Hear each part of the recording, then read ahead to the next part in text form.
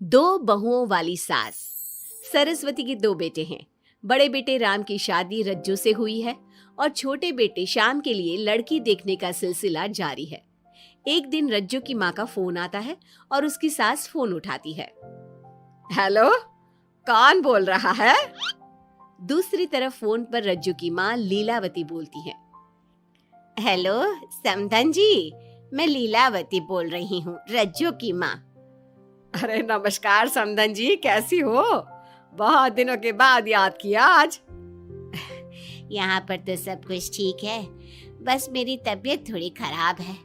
अगर बुरा न मानो तो एक बात बोलूं? अरे कैसी बात कर दी आपने समधन जी, आपकी बात का बुरा क्यों मानना, बोलिए बोलिए। मेरी कुछ दिन से तबीयत ठीक नहीं है और यहाँ पर मेरी देखभाल करने वाला कोई नहीं। क्या आप रज्जू को कुछ दिन के लिए मेरे पास भेज सकती हैं? ठीक है, हम रविवार को रज्जू को छोड़ जाएंगे। इतना कहकर सरस्वती फोन काट देती है और अपनी बहू को आवाज लगाती है। रज्जू, ओ रज्जू, जल्दी यहाँ आना तो। क्या हुआ माँ जी, कुछ चाहिए था क्या? अरे नहीं, कुछ नहीं चाहिए। अभी तुम्हारी माँ का फोन आया था, उनकी कुछ दिन से तबीयत खराब है, वो तुम्हें बुला रही है। राम को फोन करके कह दे कल की 2 ट्रेन की टिकट करा देगा, मैं भी जाऊंगी तुम्हारे साथ। इतना सुनते ही रज्जू राम को फोन करके सारी बात बताती है और 2 टिकट के लिए बोल देती है। शाम को खाने के टेबल पर सब रज्जू के जाने की बात करते हैं। तब रज्जू का देवर श्याम कहता है, भाभी आज बहुत खुश लग रही हो, मायके जाने की इतनी खुशी, उफ।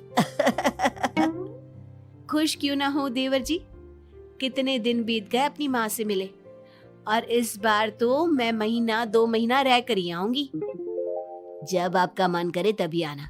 अच्छा एक बात तो बताओ, वहां से क्या लाओगी मेरे लिए? देवर जी, कहो तो देवरानी ले आओ। वैसे भी सभी घर वाले चाहते हैं कि आपकी जल्दी से शादी हो जाए। श्याम शर्मा जाता है और चुप हो जाता है। इतने में राम कहता है, रज्जू, तुमने जाने की सारी तैयारी तो कर ली है ना? कपड़े तो रख लिए ना? थोड़े गर्म कपड़े भी रख लेना, वहां ठंड होगी, और जल्दी आने की कोशिश करना। ठीक है, मैं जल्दी आने की कोशिश करूंगी बस। अगली सुबह दोनों जाने की तैयारी करने लगी। राम उन्हें स्टेशन छोड़कर घर वापस आता है।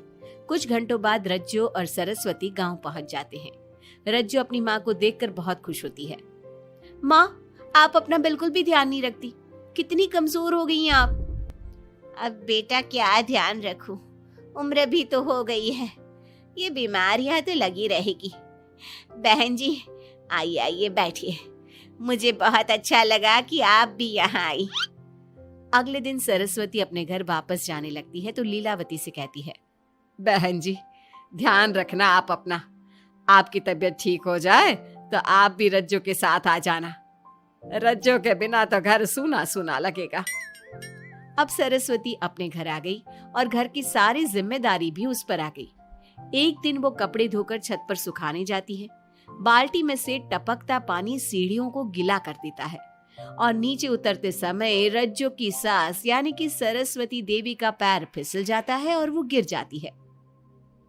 ओह, अरे मेरी माँ मर गई, मेरा पैर तो गया। लेकिन घर में कोई नहीं था। सरस्वती जैसे तैसे अपने आप को संभालती जाकर कुर्सी पर बैठती है। वो अपनी बहू के बारे में सोचती है, अगर रज्जू होती तो मुझे संभाल लेती और घर भी संभाल लेती। अब घर के काम कौन करेगा, मैं डॉक्टर के पास कैसे जाऊं, बहुत दर्द हो रहा है। जब राम और श्याम घर आते हैं तो अपनी माँ की ऐसी हालत देखकर वो जल्दी से डॉक्टर को बुलाते हैं। डॉक्टर सरस्वती के पैर पर पट्टी बांधता है और उसे आराम करने की सलाह देता है। राम कहता है, माँ आप बस आराम करो, मैं रज्जू को खबर कर देता हूँ, वो कल ही यहाँ आ जाएगी। अरे रहने देना बेटा, उसकी माँ की तबीयत ठीक नहीं है, कुछ दिन में वो खुद ही आ जाएगी, उसे परेशान मत कर। माँ अब हमें श्याम की भी शादी कर देनी चाहिए, कभी घर में कोई ऐसी परेशानी आती है तो कोई तो होगा घर संभालने वाला। आप और रज्जू की घर के काम काज में मदद भी हो जाएगी। कुछ समय बाद श्याम की शादी सीमा से हो गई। लेकिन सीमा ने तो आते ही घर में क्लेश शुरू कर दिया। वो छोटी छोटी बातों पर लड़ती और उसे देखकर रज्जू का भी बर्ताव बदल गया। एक दिन सीमा सुबह उठने में लेट हो गई और रज्जू ने नाश्ता बना दिया। सभी अपने अपने काम पर चले गए। जैसे ही सीमा अपने कमरे से आई तो रज्जू ने कहा, तुम साफ सफाई कर लो, मैं कपड़े धोने जा रही हूँ, जल्दी काम हो जाएगा। रज्जू की बात सुनते ही सीमा आग बबूला हो गई और कहने लगी, आज मैं उठने में लेट क्या हो गई? आप मुझ पर हुक्म चलाने लगी। मुझसे कोई इस तरह से बात करी है मुझे बिल्कुल भी पसंद नहीं है। अरे सीमा, ये किस तरह की बात कर रही हो तुम मुझसे? मैंने कोई हुक्म नहीं दिया तुम्हें। मैं तो बस काम को जल्दी खत्म करने की बात कर रही हूँ। उन दोनों की नोक झोंक सुनकर सरस्वती बाहर आ जाती है और दोनों को समझाती है। शाम को सब एक साथ खाना खाने लगे।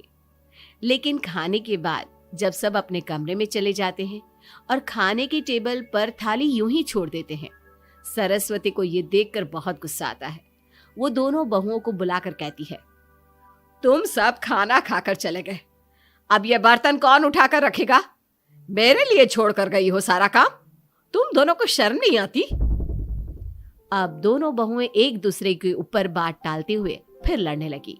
ये देख सरस्वती परेशान हो गई।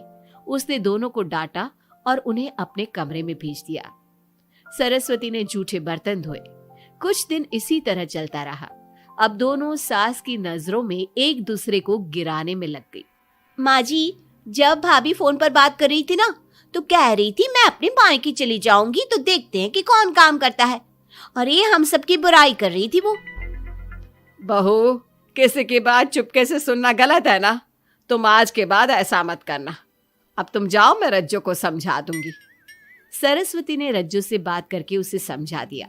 लेकिन रज्जू को अपनी देवरानी पर बहुत गुस्सा आया।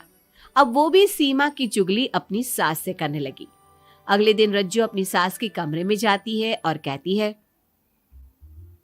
मैंने सीमा को बात करते सुना था। वो देवर जी से कह रही थी कि अगर हम लोग अलग कहीं रहे तो हम ज्यादा खुश रहेंगे, रोज रोज की लड़ाइयों से भी बचेंगे। सरस्वती को इस बात पर गुस्सा तो बहुत आया, लेकिन उसने कुछ कहा नहीं। जब दोनों बहुओं को लगा कि सरस्वती उनकी बातों में नहीं आने वाली, तो उन्होंने रिश्तेदारों और पड़ोसियों से एक दूसरे की चुगली करना शुरू कर दिया। जब सरस्वती को यह बात पता चली तो उसने इनकी लड़ाई को शांत करने का उपाय निकाला। रज्जो, सीमा, यहां आओ दोनों। दोनों अपनी सास के पास आती हैं। कल मैं घर में हवन करवा रही हूं। तुम पड़ोसियों और रिश्तेदारों को आने के लिए कह दो और हवन की सारी तैयारी कर लो। हवन का दिन आ गया। पंडित जी रामायण का पाठ करने लगे। माता सीता से महान कोई पत्नी नहीं। उन्होंने अपने पति के लिए सारे राजपाट, सुख सुविधाएं त्याग दी। अगर कोई पत्नी अपने पति को परिवार से अलग होने को कहती है तो वो पाप की भागीदार होती है और बेटों को भी मां से अलग नहीं होना चाहिए। सीमा पंडित जी की बात बहुत ध्यान से सुन रही थी और उनकी हाँ में हाँ मिला रही थी। ऐसे ही रामायण का पाठ अंतिम सीमा पर आ गया, जिसमें विभीषण के बारे में बताया गया था। अगर विभीषण अपने भाई का भेद न देता तो रावण का विनाश नामुमकिन था। पूजा खत्म होते ही सीमा बोल पड़ी, तभी तो मैं कहती हूँ परिवार में आपसी प्रेम होना बहुत जरूरी है। लेकिन मेरी सुनता कौन है इस घर में? आपसी प्रेम की बात कौन कर रहा है, जिसने घर में आती ही लड़ाइयां शुरू करवा दी। दोनों में फिर से नोक झोंक शुरू हो गई। सरस्वती दोनों को चुप कराते हुए बोली, अरे चुप हो जाओ तुम दोनों, पड़ोसी क्या कहेंगे, सब सुन रहे हैं तुम्हारी बातें। तभी उनमें से एक पड़ोसन बोलती है, सरस्वती बहन, क्यों चुप करवा रही हो अपनी बहुओं को? हमें तो इनके बारे में सब कुछ पता है। ये दोनों हमारे घर आकर एक दूसरे की चुगली करती है। तुम्हारे घर की हर छोटी से छोटी चीज पता है हमें। आंटी जी, हमने अपना समझ के आपको कुछ बता दिया तो इसका मतलब ये नहीं कि आप सबके सामने हमारी सास से हमारी शिकायत करेंगी। आप तो सबसे बड़ी चुगलखोर हो। सीमा की बात सुनकर सभी पड़ोसन उन्हें बुरा भला कहने लगी। उनकी बातें सुनकर दोनों बहुएं सबके सामने बहुत शर्मिंदा हुई।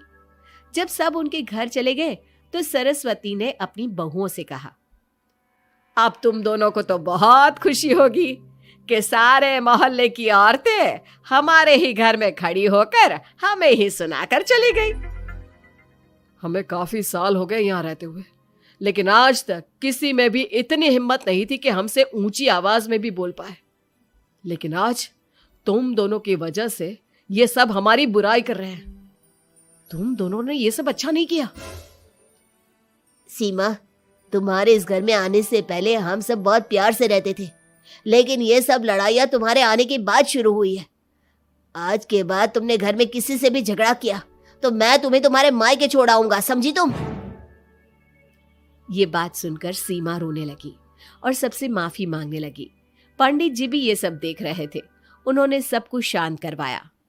कृपया आप सभी शांत हो जाइए, गुस्से से तो बात और बिगड़ जाएगी। अगर आप दोनों बहुएं मिलकर रहती, घर की बात घर में रखती, तो कोई आपसे कुछ कहने की हिम्मत नहीं करता। आज आपको इस बात का एहसास तो हो ही गया होगा। औरत ही तो होती है जो मकान को घर बनाती है। अब भी कुछ नहीं बिगड़ा, आप दोनों प्यार से रहो। आपके पड़ोसी और रिश्तेदार अपने आप चुप हो जाएंगे। पंडित जी की बात दोनों बहुओं की समझ में आ गई। अब दोनों प्यार से रहने लगी। इसी तरह समय बीत गया। अब पड़ोस की औरतें उनके प्यार की मिसालें देने लगी।